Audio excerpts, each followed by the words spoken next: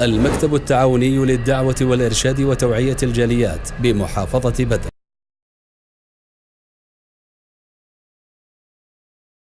الحمد لله والصلاة والسلام على رسول الله وعلى آله وصحبه ومن والاه وبعد। সুপ্রিয় দর্শক ও শ্রোতামণ্ডলী, আমরা সকলেই চাই ভালো সংবাদ, সুসংবাদ এবং অল্প কিছুর বিনিময়ে অধিক পাওয়ার আশা সকলেই করি। আমি আপনাদেরকে একটি বিষয় আজকে স্মরণ করাই দিব, যেটা সকলেই জানি, তবে স্মরণ করাই দিলে মুমিনরা উপকৃত হয়। মহান রব্বুল আলামিন তাই তার প্রিয় হাবিব সাল্লাল্লাহু আলাইহি সাল্লামকে আদেশ করেন, ওয়াযাক্কির ফাইন্না যিকরা তানফাউল মুমিনিন। হে নবী, আপনি স্মরণ করাই দিন, তাতে মুমিনরা উপকৃত হবে। আমি যে বিষয়টি স্মরণ করে দিতে চাচ্ছি সেটি হলো, আমরা যে মাসে উপস্থিত হয়েছি এই মাসটি হলো মুহররম মাস, আরবি বছরের প্রথম মাস। এই মাসে আল্লাহ রাব্বুল আলামিন একটি ইবাদত রেখেছেন, সেটি হলো রোজা রাখা। যে রোজার বিনিময়ে আল্লাহ রাব্বুল আলামিন পূর্বের এক বছরের গুনাহ মোচন করে দিবেন, মার্জনা করে দিবেন। রাসূল সাল্লাল্লাহু আলাইহি সাল্লাম বলেছেন, সিয়ামু ইয়াউমু আশুরা আহতাসিবু আলাল্লাহ আইয়ুকাফিরা সানাতাল্লাতী ক্বাবলাহ।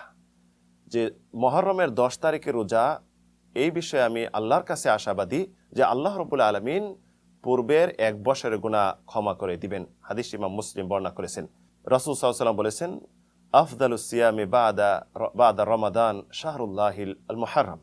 রমজানের পরে সবচেয়ে শ্রেষ্ঠ উত্তম রোজা হলো মুহররম মাসের রোজা। রাসূল সাল্লাল্লাহু আলাইহি সাল্লাম এই মাসের রোজা, বিশেষ করে 10 তারিখের রোজা তিনি রোজা রাখছেন এবং সাহাবীদেরকে উদ্বুদ্ধ করেছেন, এবং এই মাসের ওই দিনের ফজিলত তিনি বর্ণনা করেছেন।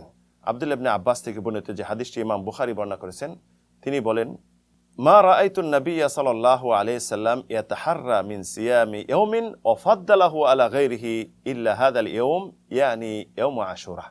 যে আমি রাসূল সাল্লাল্লাহু আলাইহি সাল্লামকে সবচেয়ে বেশি গুরুত্ব দিতে দেখেছি এবং তার ফজিলত বর্ণনা করতে দেখছি এই মুহররমের 10 তারিখের রোজা। এই রোজাটি রাসূল সাল্লাল্লাহু আলাইহি সাল্লাম জাহেলিয়াতের যুগে তিনি রাখছেন এবং কুরাইশরা এই রোজাটি রাখত। রাসূল সাল্লাল্লাহু আলাইহি সাল্লাম যখন মদিনায় আসলেন, আসার পরে তিনি দেখলেন যে ইহুদিরা এই দিন রোজা রাখতেছে। যে হাদিসটি ইমাম বুখারী বর্ণনা করেছেন আব্দুল্লাহ ইবনে আব্বাস থেকে।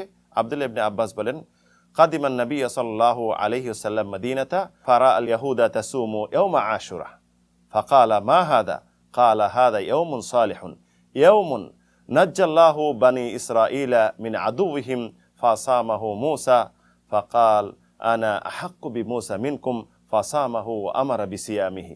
রাসূল সাল্লাল্লাহু আলাইহি সাল্লাম যখন মদিনায় আসলেন, তখন দেখলেন ইহুদিরা মুহররমের 10 তারিখে রোজা রাখে।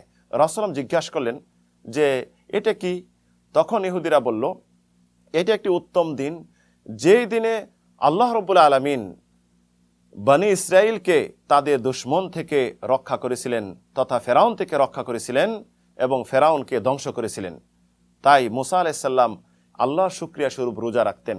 রাসূল তখন বললেন যে মুসার বিষয়ে তোমাদের থেকে আমরা হকদার বেশি। তখন রাসূল রোজা রাখছেন এবং সাহাবীদেরকে রোজা রাখার আদেশ দিয়েছেন। তাই 10 তারিখে রোজা রাসূল সাল্লাল্লাহু আলাইহি সাল্লাম রেখেছেন এবং আদেশও দিয়েছেন। তবে প্রত্যেকটি কাজে অবশ্যই ইহুদিদের যে সাদৃশ্য না হয়, এটাও রাসূল সাল্লাল্লাহু আলাইহি সাল্লাম বলেছেন, বর্ণনা করেছেন এবং আমল করেছেন। তাই রাসূল সাল্লাল্লাহু আলাইহি সাল্লাম বলেছেন যে লাইন ইশত ইলা কাবিল লা আসুমান্না তাসিহ, যদি আমি আগামী বছর তোমাদের সাথে থাকি তাহলে 9 তারিখে রোজা রাখবো তথা 9-10 রাখবো। তাই আসুন সম্মানিত মুসলিম ভাই ও বোনেরা, এই যে মুহররম মাসের এই রোজা, এত গুরুত্বপূর্ণ রোজা, একটি রোজা বিনিময়ে আমরা এক বছরের গুনাহ মাপের সুযোগ পাচ্ছি।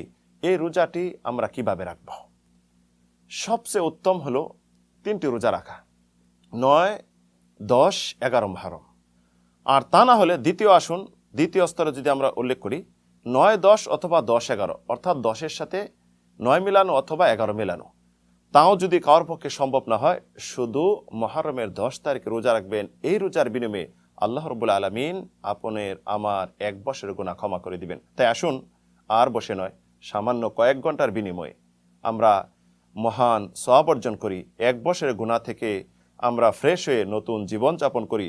আল্লাহ রাব্বুল আলামিন তৌফিক দান করুন। আসুন শুধু আমরা রোজা রাখবো তা নয়, আমাদের ফ্যামিলি, আত্মীয় স্বজন, বন্ধুবান্ধব এবং সমস্ত মুসলিমদের মাঝে এটা প্রচার করি, তাদেরকে উদ্বুদ্ধ করি তারা যেন এই রোজাটি রাখতে পারে। এবং এই যদি উদ্বুদ্ধ করার পরে তারা এই রোজাটি রাখলো, রোজা রেখে যে সোয়াব পাবে, আমরা এই সোয়াবের ভাগী হব। কারণ রাসূলুল্লাহ বলছেন, মান দাল্লা আলাল খাইরি কাফাইলিহি, যে ব্যক্তি ভালো কোনো কাজের সন্ধান দিল, সে ভালো কাজ করে যে সোয়াব অর্জন করলো, সন্ধান দেওয়ার কারণে একই রকম সে সোয়াব অর্জন করলো। তাই আসুন আল্লাহ রাব্বুল আলামিন এই রোজাটি আমাদের রাখার এবং বন্ধু বান্ধব, আত্মীয় স্বজন সবাইকে নিয়ে এই রোজাটি রাখার তৌফিক দান করুন। আমিন, আল্লাহুম্মা আমিন।